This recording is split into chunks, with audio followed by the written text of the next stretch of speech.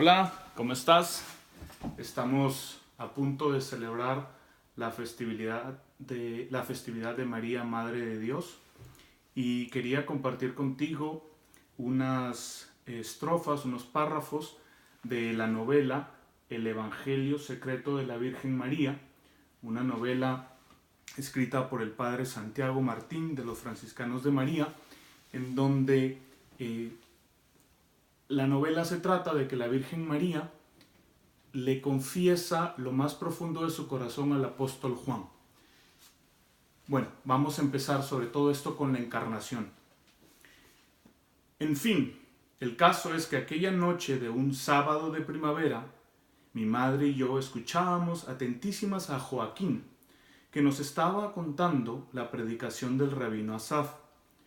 Todo iba bien y se desarrollaba según el talante de mi venerado rabino y de mis padres, hasta que Joaquín dijo algo que nos sorprendió a mi madre y a mí. Dijo que, llegado un momento en su exhortación, Asaf pareció quedarse mudo.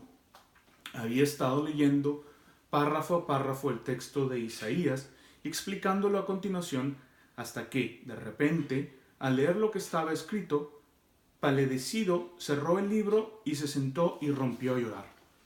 Varios hombres del pueblo, entre ellos mi primo José, con el que mis padres me habían comprometido en matrimonio, y mi propio padre se acercaron a él, pero no consiguieron sacarle una palabra. La asamblea se disolvió y no cesaron de hablar del asunto, intrigados por lo que pudiera haber leído Asaf. Como en casa de ninguno de nosotros se poseía un libro de Isaías, no se podía consultar el texto que tanto había impresionado a nuestro buen rabino. Así que decidió acudir a un hombre de Caná que vivía en nuestro pueblo y que no había ido aquella mañana a la sinagoga porque estaba en la cama con fiebres. Era un experto en el conocimiento de las Sagradas Escrituras y recitaba de memoria pasajes enteros, además de ser amigo de la familia. Mi padre, consciente de la intriga que estaba dando a su relato, hizo una pausa y nos miró atentamente.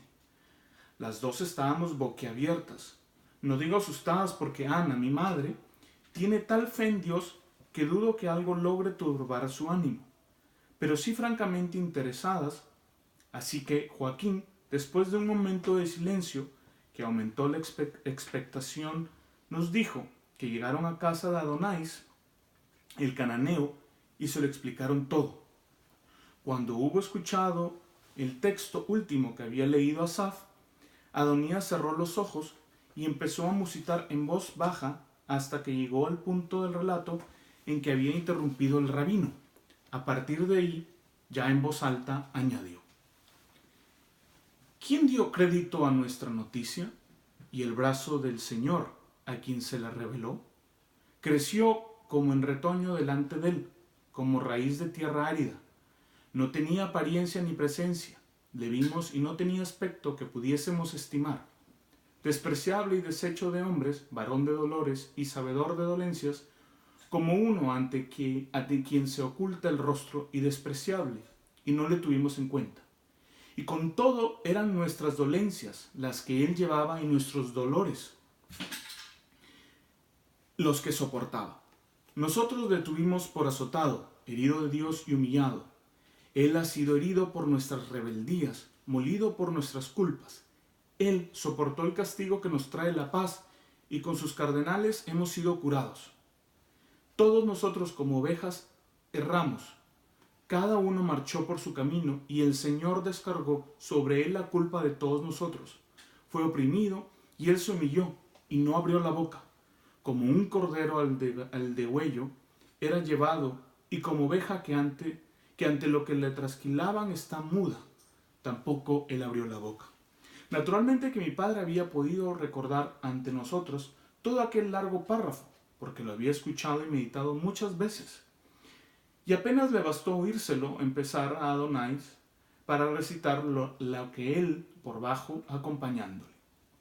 Joaquín nos dijo también que algunos de los que habían ido a consultar a Adonías, no quisieron dar crédito a lo que él decía, porque eso significaría que el Mesías que había anunciado el profeta Isaías no era un Mesías rey, un Mesías libertador del yugo romano, e incluso que hasta se podía entender que había sido traicionado por el propio pueblo elegido, lo cual era todo punto absurdo e imposible. De este modo, divididos y confusos, salieron todos de la casa del cananeo, más preocupados aún que cuando habían entrado. Mi padre y José, mi querido primo, y ya casi marido, volvieron juntos, subiendo la cuesta hasta nuestra casa, donde José dejó a mi padre, no sin antes pedirle que me saludara en su nombre, lo cual siempre hacía que me pusiera colorada. El caso es que los dos estaban de acuerdo en reconocer que Adonías no se había equivocado de texto y que posiblemente el Señor Todopoderoso había enviado algún signo a nuestro rabino Asaf que le había sorprendido hasta el punto de hacerle enmudecer. Estamos en tiempos grandes, tiempos de Dios. No debemos temer porque el Señor nunca abandona a su pueblo, pero debemos orar intensamente para que les haga en cada instante su divina voluntad. Así dijo mi padre, dando por terminado el relato e indicándonos a continuación que era ya más que sobrada, que era más de hora de acostarse. Le obedecí al instante y fui a ayudar a mi madre en las últimas faenas de la casa y luego me marché a mi habitación. No podía dormir. Afuera cantaban los grillos, la luna era hermosísima y su luz se filtraba por la tela de saco que tapaba el ventanuco de mi habitación. No corría apenas aire y yo estaba tranquila, extrañamente tranquila, pues a pesar de lo que nos había contado mi padre, no me sentía inquieta. Con todo no podía dormir. Así que empecé a rezar. Algo dentro de mí decía que el Señor estaba esperando una palabra mía.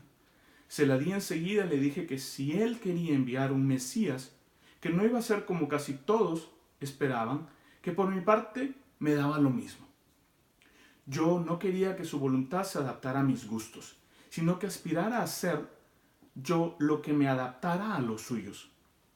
Le dije también que me daba mucha pena eso que el Mesías iba a ser entregado en sacrificio por nuestros pecados, como uno de aquellos corderos que se matan en la noche de la Pascua.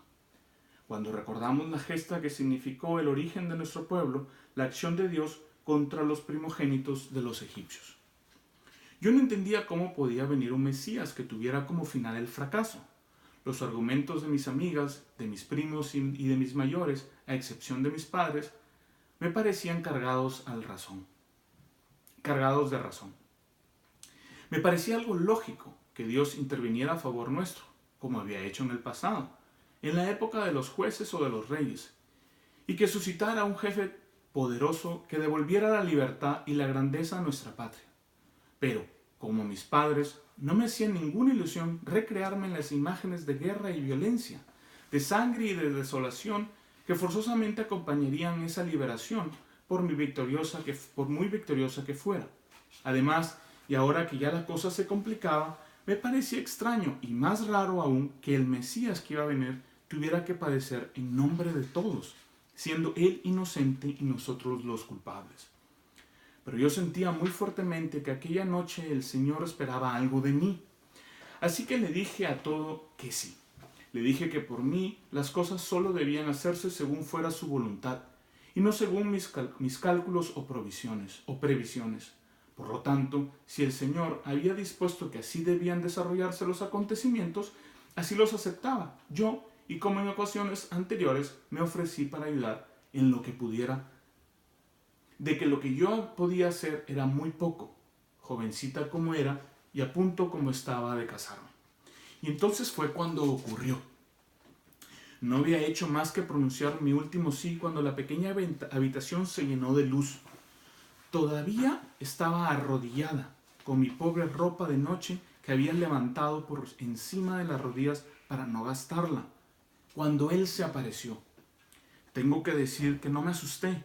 Bueno, sí me asusté, pero fue como si se tratara de un miedo que no es miedo. El caso es que allí estaba Él, hermoso y brillante, dulce, lleno de paz. Ni por un instante pensé que podía ser un enviado del maligno, porque la paz que de Él se desprendía era solo de ese calibre que da Dios. Además, algo de ese fruto ya había gustado yo en ocasiones. Cuando rezaba, ya había gustado yo en esas ocasiones y pasaba las horas libres de las tardes de los viernes entre los olivos o en mi habitación. Esa paz, la de Dios, encontraba un eco profundo en mí misma. Su paz se abrazaba con mi paz, como si en mi interior no hubiera existido ninguna otra cosa más que la armonía divina. Una paz semejante a la que de este mensajero del Señor emanaba. Porque me estoy refiriendo naturalmente al ángel Gabriel. No solo era hermoso y lleno de paz, sino que hablaba. Si se hubiese quedado callado, quizá me hubiese puesto a jugar con él. Hasta ese punto era grande mi sintonía con su alma y mi tranquilidad. Pero cuando empezó a hablar así, que me asusté un poco. Y no porque su voz fuera fea, sino porque lo que me dijo me dejó perpleja. Alégrate, llena de gracia, el Señor está contigo, fueron sus primeras palabras. Naturalmente que era para asustarse. ¿Qué me quería decir llena de gracia? ¿No estábamos todos bajo el efecto del pecado original, como nos enseñaban en la sinagoga? ¿No sería pues una invitación a la soberbia y me habría dejado engañar por su aparente espiritualidad? Él se dio cuenta enseguida e intentó tranquilizarme. No temas, María, porque has hallado gracia delante de Dios.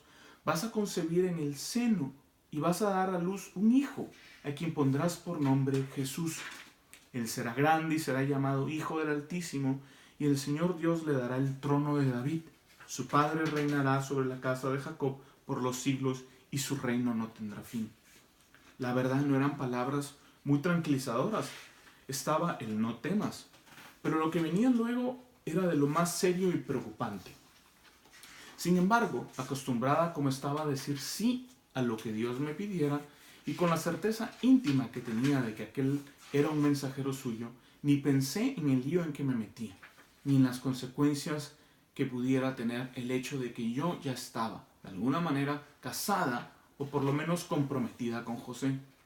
Ya le iba a decir que sí, cuando ese sexto sentido que tenemos las mujeres me llevó a hacer una pregunta, una especie de prueba para cerciorarme de si en verdad el Señor Todopoderoso era quien estaba enviando a aquel mensajero. Así que le dije, ¿cómo ocurrirá esto, puesto que no conozco varón? No se trataba de algo sin importancia, para mí era fundamental. De hecho, a ese punto se resolvía dejando claro que no me vería forzada a nada, impropio de una joven honesta, o podía estar segura de que lo que se me ofrecía no venía de Dios. Dios no puede contradecir a Dios.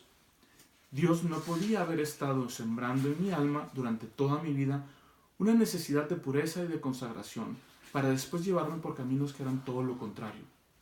Y como lo anterior sí que era cosa suya, sí lo nuevo también venía de su mano, forzosamente había de estar en sintonía con aquello. El ángel Gabriel supo despejar todas mis dudas. El Espíritu Santo vendrá sobre ti, afirmó, y el poder del Altísimo te cubrirá con su sombra.